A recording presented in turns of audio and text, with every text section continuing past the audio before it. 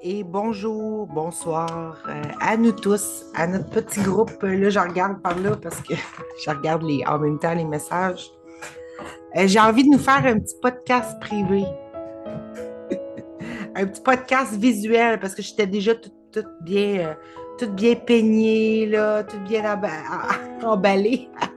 J'étais toute bien habillée. Donc, je me suis dit, tiens, au lieu de répondre en audio, je vais faire un vidéo. Une vidéo. Bon, là, je me regarde. Attends un petit peu. On va tasser la fenêtre pour ne pas me déconcentrer. Bon, OK. Et voilà. Et puis, c'est ça, j'avais envie de faire quelque chose de visuel, juste pour le fun. Juste pour le fun. Et en même temps, répondre, tiens, à ce que j'ai vu passer. J'ai pas tout écouté encore, par exemple. Là, je suis rendue... euh, il en reste encore où il y a eu comme une discussion assez longue à la fin avec ce que je jouais avec Eric et Bruno. Mais j'ai envie en même temps de répondre un peu à ce que j'ai dit hier et tout ça. Juste pour positionner, moi, je pars toujours du... Tout ce qu'Éric, dans le fond, tu me parles, oui, ça a déjà été... Le processus a déjà été fait. De me revoir, si on veut, en train de ne pas rejeter ce qui se passe, pas les émotions et tout ça. Je les ai vécues à plein, à fond, j'ai suppuré, regarde, c'est là, c'est triste, je trouve que c'est triste, bon, ben j'accepte que c'est triste et j'ai tout fait ça.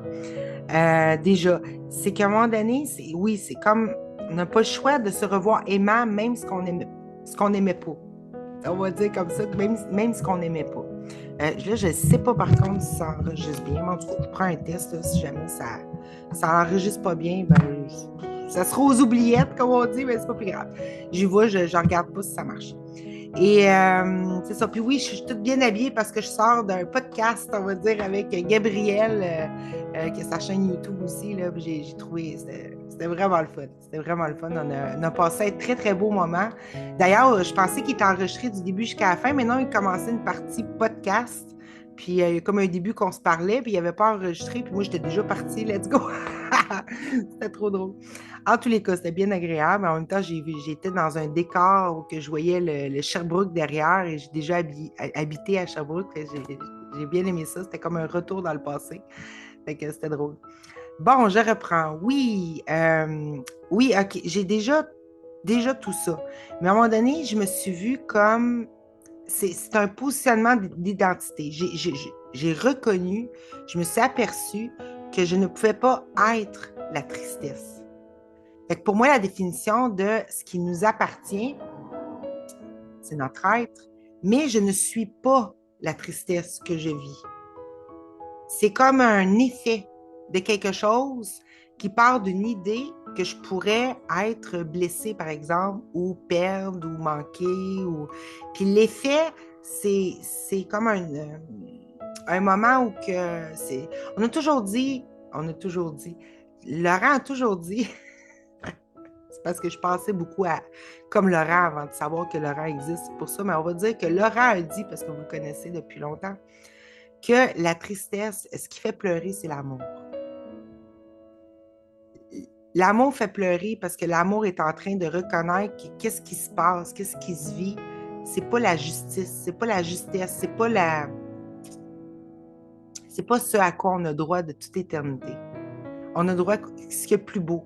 Mais dans l'idée d'envisager la perte comme étant possible, ben là, se donnant en plus les effets de cette idée-là, là, on vit l'expérience de notre monde qui est issue de ces idées-là. Et là, ben, on réagit avec tristesse parce qu'on ne se reconnaît pas. On ne reconnaît pas l'amour que l'on est, tout simplement. Fait que, à un moment donné, c'est ça, je me suis aperçue, je me suis lâché la grappe aussi, j'ai passé par tout ce que tu dis, Eric, c'est pour ça que je suis tout cœur avec toi, je comprends parfaitement, mais à un moment donné, j'ai vu que j'étais pas la tristesse. Elle m'appartenait pas, c'est-à-dire, oui, c'est vrai, toi, tu le vois plus comme une obligation, comme un choix, comme un... oui, mais moi, ce que je voyais, c'est pas la tristesse que j'ai choisi réellement. J'ai choisi de valider, moi, je suis toujours au niveau du monde des idées, au niveau du monde on valide un concept, quelque chose, et après se crée une situation pour représenter cette idée-là et on y réagit. Fait que j'ai vu que mes réactions, c'était pas ce que je suis. Puis elles peuvent m'appartenir si je m'identifie à celle et à l'émotion en tant que telle qu'il vit. Je vais donner un exemple plus concluant, plus parlant peut-être. Si on regarde, admettons, moi je me vois maintenant comme une mère aimante, OK, qui a créé tout un univers pour représenter la possibilité de perdre et d'être séparé de ce qu'on veut, d'être séparé de la puissance de son esprit, de se faire croire qu'on n'était pas créateur, de se faire croire que les choses nous arrivaient, tout simplement. Et à un moment donné, je me suis vue comme une mère aimante, puis qui voyait son enfant pleurer. OK? Quand une mère aimante voit son enfant pleurer, ce qu'elle embrasse, elle ne va pas le laisser comme ça. Elle va aller le chercher, elle va le mettre dans ses bras, elle va le réconforter. C'est ça que l'amour fait. Mais elle ne va pas croire que son fils est devenu la tristesse. Ni même, elle ne va pas donner un sens réellement à la tristesse. Tout ce qu'elle fait, c'est qu'elle va consoler l'être qui se croit souffrir. Par exemple, je ne sais pas si son fils ou sa fille souffre parce qu'elle aurait voulu avoir, je ne sais pas, un bonbon plutôt qu'une pomme et qu'elle a dit non, la pomme. Et là, son fils pleure et est très triste parce qu'il sent qu'il a subi un manque d'amour parce qu'il n'a pas eu ce qu'il voulait. Ben, elle ne va pas valider la tristesse en tant que telle, elle ne va pas même vouloir l'augmenter. Tout ce qu'elle va faire, ça va être présente. Et c'est pour ça qu'elle va le prendre dans ses bras, elle va être présente. C'est pour ça que je comprends cette étape-là qui finalement, on dirait, qui a été essentielle pour se revoir aimant. Parce que quand l'idée de perte est venue, on s'est jugé de l'avoir eue, on s'est jugé de se retenir d'aimer devant elle, parce qu'on n'a pas voulu la créer, fait qu'on n'a pas voulu embrasser l'idée perdre. OK? Et c'est tout à fait légitime parce que en tant que créateur, si je veux créer la perte, ben on se serait retrouvé dans une boîte noire avec plus rien. Fait que c'est la preuve d'ailleurs qu'elle ne s'est jamais vraiment réalisé cette idée-là de perte. Parce que oui, on joue le jeu dans un monde de perdre, d'avoir un peu, après ça, plus tard, on le perd, c'est détruit, ça s'éloigne, ça se rapproche, ça s'éloigne. On joue à ce jeu-là. Mais finalement, c'est plein ici. On n'est pas dans une boîte noire. On n'est pas vraiment dans l'idée pure et irrévocable de la perte. Parce que si oui, ça aurait été vrai, ben, on serait dans une boîte noire. Tu sais, plus rien. Voici la perte, le vide. T'sais, Dieu est parti, il n'y a plus rien, il n'y a plus d'existence. Et c'est pas ça qu'on se donne. Fait qu'on voit bien qu'on s'est pas complètement... c'est justement parce qu'on s'est retenu d'aimer, tout simplement. On n'a pas créé la perte que notre intelligence, notre amour a créé toutes les façons inimaginables de scénariser la perte. Mais l'amour aussi, c'est donner la façon de revenir et de puis y croire. Et derrière, il y avait toujours les bras aimants de la mère ou du père qui étaient là et qui consolent son enfant. Et on veut se réidentifier à cette bienveillance-là aimante parce qu'on s'est jugé sévèrement, même si on ne s'en souvient pas, mais moi, c'est parce que je vous parle à partir d'une vision que j'ai eue. Bon. Mais on s'est jugé sévèrement, mais on a juste à regarder ce qui se passe maintenant. À chaque fois qu'on se sent coupable, pas à la hauteur, on pense qu'on n'a pas donné assez d'amour, qu'on n'a pas eu des belles pensées, tout ça, on est toujours en train de s'auto-juger. Fait que ce qui s'est passé à l'origine se passe toujours maintenant, à chaque seconde, tout le temps. On refait toujours le même choix ici. D'ailleurs, c'est ce que le cours nous dit aussi. À chaque seconde, à chaque instant, tu peux rechoisir à nouveau. Tu peux arrêter d'y croire. Tu peux arrêter de valider l'idée que tu dois non seulement rien regagner, rien réparer, que tu es peu, que tu es innocent. Tu peux accueillir l'amour de Dieu tout de suite. Il nous le dit toujours, ça. Pour dire que oui, tu veux te faire un chemin de te racheter ou de te remettre parfait, mais finalement, tu as droit à tout de suite. C'est toi qui décides. T'sais? Fait que c'est doux, c'est libre. Tout est libre. Mais quand je vois la tristesse maintenant, je ne la justifie plus. C'est ça la différence. C'est-à-dire, voilà. Je la revalide plus en la justifiant. C'est-à-dire, je lui donne pas des raisons, je lui donne pas de cause. Tout simplement. C'est que je vois que je suis triste et je ne vais pas laisser l'être triste pleurer dans son coin. La mère ne va pas laisser son fils, écoute, débrouille-toi, elle pleure. Elle va le prendre dans ses bras, effectivement. Mais moi, dans cette perspective-là, je n'ai pas l'impression que j'embrasse la tristesse en tant que telle. Non, j'embrasse l'être qui croit souffrir. C'est ça la petite subtilité. Et j'embrasse cet être-là qui croit très, très fort à son rêve, mais je ne justifie plus le rêve. Je vais vous donner un autre exemple. Tu as une mère qui entend son fils crier et pleurer dans sa chambre parce qu'il a fait un cauchemar. Elle va le rejoindre. Bon, pour le consoler, tout ça, mais le fils est paniqué ou la fille est paniquée. Non, non, non, il y a un monstre, maman. Oh mon Dieu, c'est vrai, c'est vrai. Puis, mais la mère ne va pas dire oui, c'est vrai, il y a un monstre. Elle ne va pas renforcer sa croyance. OK? Elle ne va pas la justifier. Ce qu'elle va faire doucement, elle va comprendre que son fils a peur. Puis parce qu'elle comprend, elle va l'amener à voir. À voir que, ben, regarde, on va la regarder en dessous du lit, on va la regarder dans la penderie, dans le garde-robe, voir s'il y a un monstre. Regarde, on va allumer la lumière. Vois-tu, il n'y a pas de monstre. Vois-tu? Fait qu'on ne va pas dire, oui, tu as raison, il y a un monstre, il est réel, ou exemple, il t'appartient, ou, tu sais, on va montrer la vérité, tout simplement. On ne va pas justifier la peur de l'enfant. On va simplement l'amener doucement à voir par lui-même la vérité, que finalement, il n'y avait pas de monstre et il n'y avait aucune raison d'être triste, aucune raison d'avoir peur. Et là, quand que l'enfant s'aperçoit avec sa mère, qui lui montre la vérité, qui est bien aimante, qui accueille son enfant, mais elle n'accueille pas le pourquoi que l'enfant avait peur. C'est ça le truc. Elle accueille la détresse de son enfant dans le sens que, mais elle n'en fait pas une réalité. Elle ne solidifie pas, elle ne rend pas réel. Tout ce qu'elle fait, c'est réconforter en montrant la vérité, tout simplement. Et là, c'est ça. Mais c'est un peu comme ça que je vois les choses. C'est que je ne justifie plus ce qui se passe et qui n'est pas heureux, parce que de toute façon, naturellement, je sais que c'est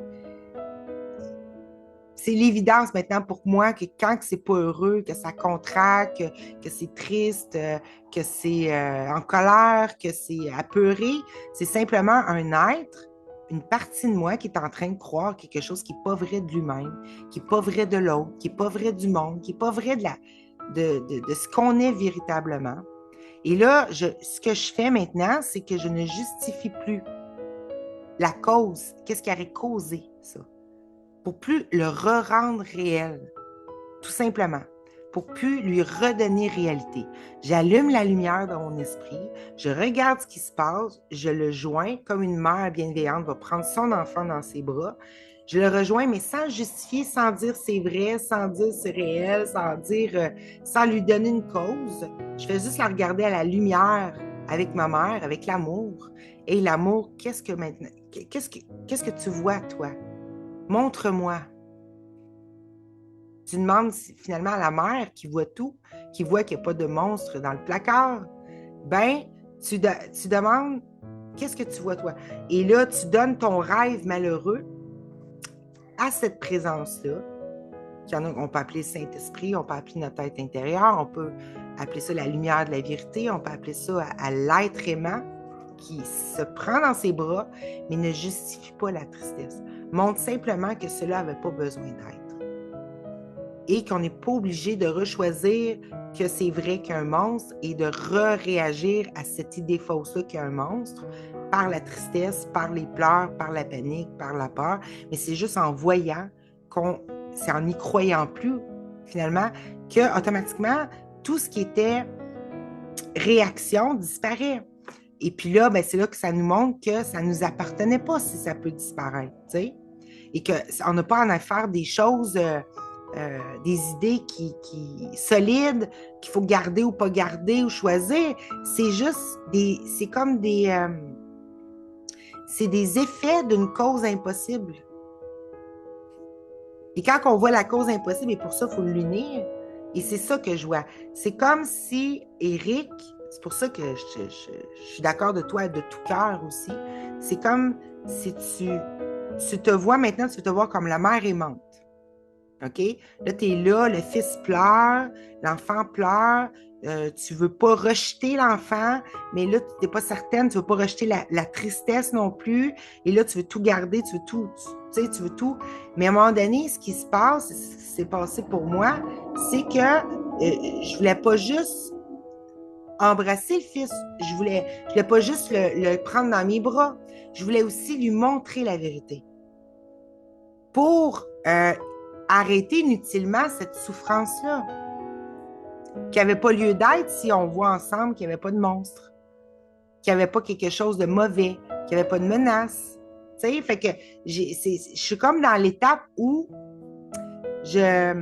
non seulement je suis celle qui embrasse l'enfant, l'être qui pleure, mais qui voit qu'il n'a pas embrassé la cause de la tristesse, mais qui embrasse simplement l'être qui y croit et qui doucement se réidentifie à la mère aimante qui est en train de donner des raccourcis à son enfant pour arrêter d'avoir peur, pour aller plus vite que le temps. Tu sais, lui donne directement du turbo, là, du judicieux, c'est-à-dire tout simplement, c'est une très belle illustration, hein? Ouvrir le placard, ouvrir les cachettes, regarder derrière, écarter les mots, regarder sous le lit, tout ça, allumer la lumière. Bien, tout ça, c'est un peu ça que je fais avec moi-même. Et je suis rendue dans cette étape-là qui montre qu'il n'y avait pas de menace. Fait que je suis en train d'embrasser l'enfant, de le consoler, d'accepter, non pas qu'il pleure, qu'il y a une tristesse, mais d'accepter je vois qu'il y croit très, très fort. Et je vois qu'il souffre. Et je ne vais pas laisser mon bien-aimé, mon enfant, pleurer. Fait que je l'embrasse, lui. Mais je justifie plus sa peur. Et là, moi, je suis dans l'étape où c'est que je vois les façons de se ramener à la lumière de la chambre et de voir que tout allait bien. Parce que c'était juste un rêve, c'était juste un cauchemar, c'était pas la réalité. Et c'est pour ça que je comprends quand tu me dis oui, en même temps, je suis très d'accord avec toi, mais il y a ça aussi, il y a ça aussi. Parce que finalement, on est d'accord. C'est juste qu'il y a comme un... Je ne sais pas. Je ne veux pas faire de conclusion là-dessus, mais en tout cas, je voulais le présenter comme moi, je le vois maintenant, où que je m'identifie de plus en plus au Saint-Esprit, pour ceux qui connaissent le cours, c'est-à-dire le rappel, le souvenir de qui nous sommes. Et de plus en plus que je me place là, non seulement je ne réagis plus au monde, je ne le justifie plus, je ne le valide plus, mais tout de suite, je suis à même d'allumer la lumière, c'est-à-dire de montrer que tout allait bien. Tout de suite dans mon esprit, je ne mets plus de délai. Enfin, j'en mets encore un peu, là, comme tout le monde, mais ce que je veux dire, c'est que c'est ça mon choix. De ne plus laisser, de ne plus retarder la joie de s'apercevoir qu'il n'y avait pas de monstre. Tout simplement. Et là, je donne des clés de ce que je vois, à partir de mon expérience et de ce que je vis, de ce que j'ai vu le plus logique, le plus cohérent, pour aller de plus en plus direct à allumer la lumière et voir qu'il n'y avait vraiment pas de monstre. Et de voir que tout était bien aimant, tout était là depuis tout, tu sais. Fait que c'est ça, c'est juste un autre regard où que je me vois maintenant plus comme la mère. Puis c'est super parce que pendant que je fais ça, je me revois aimante. Et je me revois aimante, et quand je me revois aimante, je m'autorise à ouvrir la soupape de mon cœur. Je m'autorise à aimer de nouveau complètement. Et je voyais bien que je ne peux pas aimer la tristesse de mon fils. Je ne peux pas aimer voir mon fils souffrir. Et c'est ça que j'ai accepté, que je ne pouvais pas aimer ça. Mais par contre, j'aime mon fils, j'aime ma création. Et elle, je veux lui donner ce qu'il y a de plus beau. Je veux lui donner le réconfort, je veux lui donner après le jouet, le bonbon, tout ce que tu veux. Je vais tout lui donner. Mais je peux pas aimer que mon fils souffre. Et je peux donc pas embrasser la souffrance. Par contre, je peux embrasser mon fils, ma création. Et je peux aussi l'honorer et me souvenir de qui il est aussi. Mais lui, je peux l'embrasser. mais pas ce qu'il vit.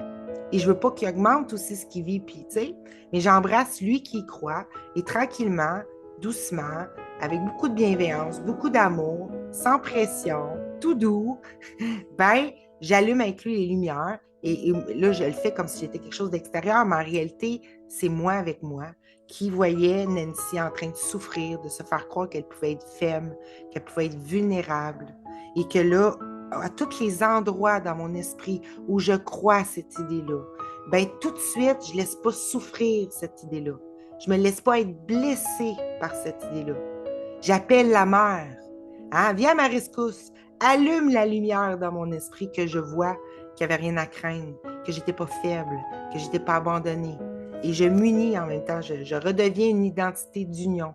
Et là, comme ça, je ne m'identifie plus à l'être qui peut souffrir et avoir une blessure. Je m'identifie de plus en plus à l'invulnérabilité, autrement dit. Et dans cet état d'esprit-là où que je vois de plus en plus la lumière quand je la joins avec mon monde, que je vois la lumière de la vérité dans ma chambre noire, ben, j'arrête de croire aux monstres. J'arrête de croire à la cause, c'est-à-dire à la possibilité d'être vulnérable. C'est la même chose. La possibilité d'être attaqué, la possibilité de menace, la possibilité... Et quand je commence à défaire toutes ces idées-là dans mon esprit, ben là, je me réidentifie de plus en plus à ce qui est réel, qui était là, un petit garçon, un enfant en parfaite santé, avec aucun problème, pétillant, plein d'énergie, prêt à découvrir un monde de tous les possibles. Et là, je suis prête à les jouer, là, tu sais. Mais c'est ça. Fait que c'est juste ça. Je voulais mettre ça pour que ça soit clair que, comme, voyons, Amélie disait, ben là, mais moi, je veux vivre c'est-à-dire la disparition des écoles et tout ça, puis qu'elle est en même temps consciente derrière que c'est vraiment ce qu'elle valide derrière, c'est qu'elle s'autorise d'être libre et de ne plus se créer à nouveau une raison de s'empêcher ou de se faire croire qu'elle ne pourrait pas être libre. Fait que elle, le monstre dans le placard, si on veut, prend la forme de l'école qu'elle veut plus voir. Elle veut le voir finalement qu'il n'y a jamais eu d'école à laquelle être obligée d'aller. Et ça, cette réalisation-là va faire que l'obligation prenant la forme d'école ne pourra plus apparaître dans son monde, qui est le nôtre. Ça va être une des histoires, à l'intérieur de toutes les histoires. Et à un moment donné, ben, on va être dans un monde où ça va tout être, je sais pas, moi, je sais pas qu'est-ce que tu veux de tout cœur, qu'est-ce que tu aimerais voir à la place. Mais peut-être ce serait quelque chose de vraiment le fun d'aller explorer qu'est-ce qui remplacerait ça, s'il y a de quoi être remplacé. Qu'est-ce que tu aimerais de tout cœur qui se passe au lieu des écoles, par exemple. Et d'aller explorer ça et de joindre l'école, l'obligation qui est représentée par l'école avec un vrai désir de ton cœur. Maintenant, comment tu verrais les choses, comment tu voudrais voir l'expression de ta liberté et de joindre ça ensemble. Et là, qu'est-ce qui reste? Il va rester toujours ce que tu aimes de tout cœur, naturellement. Et c'est à ce point de jonction-là, dans cette réunion-là, que se révèle, que ça devient possible le miracle. Ou que l'école, l'obligation disparaît parce qu'il disparaît dans ton désir, dans ce que tu veux par-dessus tout. Et c'est ça, d'ailleurs, j'ai bien aimé quand Bruno a dit ça. Souviens-toi, qu'est-ce que tu veux vraiment?